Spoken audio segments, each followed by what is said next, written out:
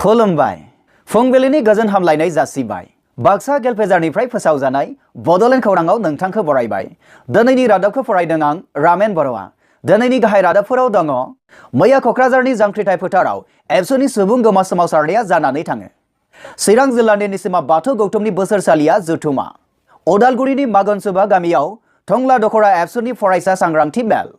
Udalguri cycling कमिउनिटिखौ मावख'आरियै बेखेवनाय जाबाय कार्बि आंलंनि सासे बर' सुबुङा चिराङाव आलासि जानो फैनानै थांफिननो रोङाखै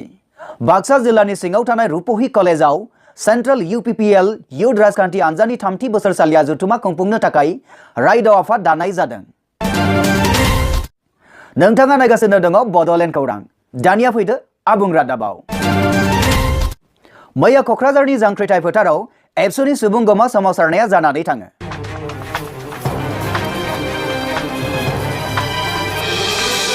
बड'लेण्ड सोमावसारनायजों लोगोसे मोनद' हारिनो एसटि होनो नागिरनायनि हेंथायै मैया क'क्राझारनि जांख्रिथाय फोथाराव गोख्रों सोमावसारनाय जानानै थाङो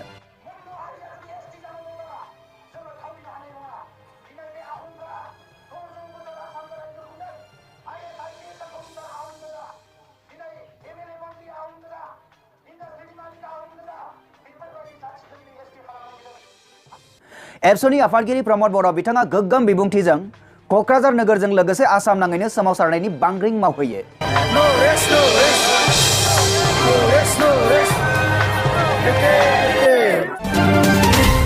चिरां जिल्लानि निसिमा बाथौ गौथुमनि बोसोरसालिया जुथुमा चिरां जिल्लानि सिङाव थानाय निसिमा बिया बाथौ गौथुमनि 30थि बोसोरसालिया जुथुमाया सानथामनि हाबाफारिजों 20 जानुवारि खालारनिफ्राय आमलाइगुरि बाथौ थानसालियाव जागायबाय दिनै जागायजेननाय गिबि सान दिनैनिफ्राय जागायजेननानै सानथामसिम जागोन बे जोंनि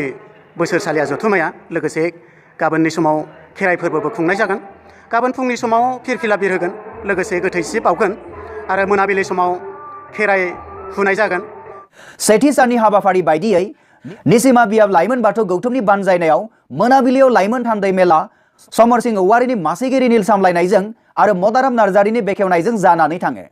बेनि अनगायैबो बाथौ सिबियारिफोरनि गौमा आर'जखौबो सिजौ गुदियाव रोजाबनाय जायो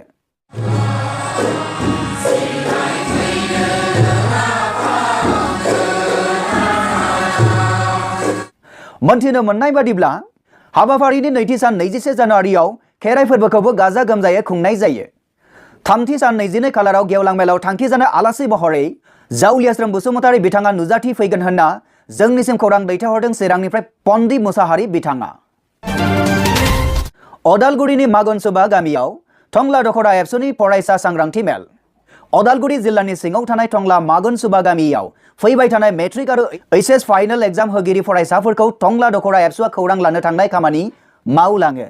थंला दखरा एबसुनि आफादगिरि कबिन बर' बिबानगिरि सोमदोन बर' आरो लोगोसे गुबुन बिबानगिरिफोरा फरायसाफोरखौ खौरां लानो थाङो होनना मिथिनो मोननाय जादों मख'नो गोनांदि फरायसाफोरखौ खौरां लानो थांनायजों लोगोसे सुजाब आरो खोलोमबादि फरायजु बेसादफोरखौ फरायसाफोरनो रानना होनानै थुलुंगा होनाय खामानिखौ मावो गोबां फरायसाफोरा नुजाथिनाय बे फरायसा सांग्रांथि मेलाव कबिन बर' बिथाङा फरायसाफोरनि थाखाय बेसेन गोसा बिबुंथि लाखिनायजों लोगोसे फैबाय थानाय आनजादाव मोजां फिथाइ मोनगोनखौ मिजिंथियो फरायसाफोरनि बिबुंथियाव आनजादखौ मोजां खालामनानै गामिनि मुंखौ लाखिनो नाजागोन होनना फरायसाफोरा बिबुंथि लाखियो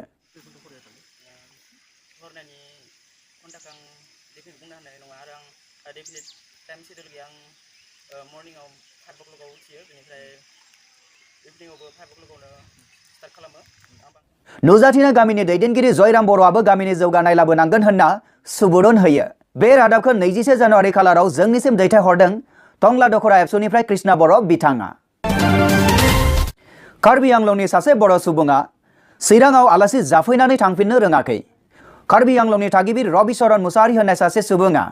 दानिफ्राय 4 बोसोर सिगांनो चिराङाव आलासि जानो फैनानै न'सिम कार्बि आंलंआव थांफिननो रोङाखै होननानै खौरां मोननाय जादों गाव फोरमायना लानाय बादिब्ला दा बे मानसिया चिरां जिल्लानि आइदुबुरि गामियाव मोसौ लावखार खागासिनो दङ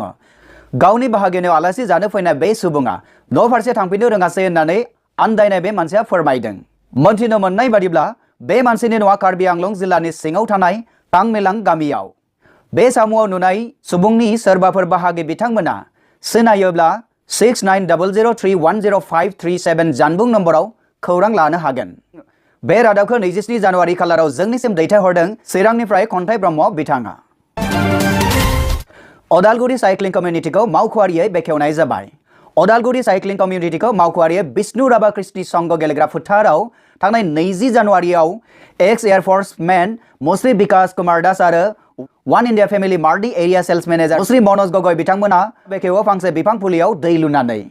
अदालगुरि जिल्लायाव साइकेल सालायनाय आरिमुखौ जौगाखांहोनायानो बे कमिउनिटिनि गुबै थांखि। साइकेल सालायनाय हुदाखौ बांहोनानै सरासनस्रा सुबुंफोरनि गुफुं देहायै जिउ खुंनायनि सायाव सांग्रांथि लाबोनायजों लोगोसे इयुन जोलैनि थाखाय अदालगुरि जिल्लाखौ गेब्रेंनायनिफ्राय उदां लाखिनायनि फारसे गावखौ बाउसोम होनायानो बे कमिउनिटिनि गुबै थांखि आरो नोजोर। मख'जाथावदि बेखेवनाय हाबाफारियावनो right green go green cycle हानजा सुरनायबो खुंनाय जायो। बिष्णु राभा कृष्टि संघ गेलेग्रा फोथारनिफ्राय गार' बस्तिसिम आरो फिन गार' बस्तिनिफ्राय बिष्णु राभा कृष्टि संघ गेलेग्रा फोथारसिम। अदालगुरि जिल्लानि खमैबो 40 गोसो गुदुं साइकेल सालायगिरिफोरा बेवहाय बाहागो लादोंमोन होनना मिथिनो मोननाय जादों। बे हानजा सुरनायाव बाहागो लानो थाखाय रन बसुमतारी होननाय सासे गोसो गुदुं हौवासाया हरिसिंगानिफ्राय अदालगुरिसिम थांदोंमोन होनना मिथिनो मोननाय जादों। अदालगुरि साइक्लिं कमिउनिटिखौ मैहुरसा बर' आरो जनक रामसियारि बिथां सानैया जागायजेनदोंमोन होनना मिथिनो मोननाय जादों। बे सानै लामा दिन्थिगिरिया बुङो दि सानस्नियारि साइकेल राइडबो खुंनाय जागोन। नोंथाङा नायगासिनो दङ बड'लेण्ड खौरां। बाक्सा जिल्लानि सिङाव थानाय रुपहि कलेजाव सेन्ट्रेल UPPL युथ एबा लाइमोन इउनाइटेड पिपल्स पार्टी लिबारेल राजखान्थि हान्जानि 30 बोसोरसालिया जथुमा खुंफुंनो थाखाय राइडआव आफाद दानाय जादों। बिरुदै जों जेरैबायदि खामानि मावबोदों दिनै रायजो राजाफ्रा नुदों आरो जोंनि अपोजिसन पार्टिफ्राबो गोबां साननो गोनां जादों। खौरांनिफ्राय मिथिनो मोननाय बादिब्ला बे जथुमायाव सेन्ट्रेल UPPL नि गाहाय नेहाथारि 13 नं चिरां समष्टि BTC-नि MCLA मावथि ब्रह्म हाज'वारि आरो लोगोसे युथ UPPL नि आफादगिरि समनाथ नार्जारिजों लोगोसे गाहाय नेहाथारि मनोज गयारि आरो कक्लाबारि समष्टिनि MCLA अनि बसुमतारी आरो बायदि बायदि बिबानाव थानाय दैदेनगिरिफोरा फैनानै बे गोदान बानजाय आफादखौ दानानै होनाय जायो। बे रादाबखौ जोंनिसिम दैथायहरदों मनिल दैमारि बिथाङा। बेजों लोगोसे दिनैनि रादाबाबो एसेनोसै। गोजोन्थों।